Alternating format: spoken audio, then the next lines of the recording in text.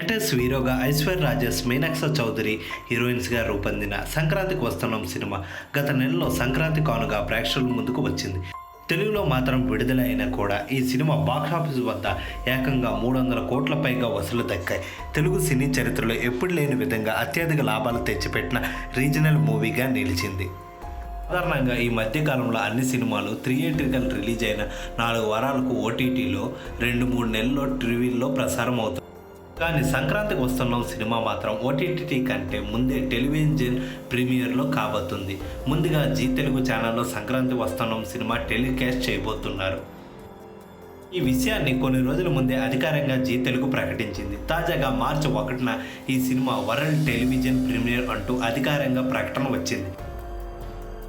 అత్యధిక TRP rating దక్కే అవకాశాలు చాలా ఉన్నాయి ఫ్రెండ్స్.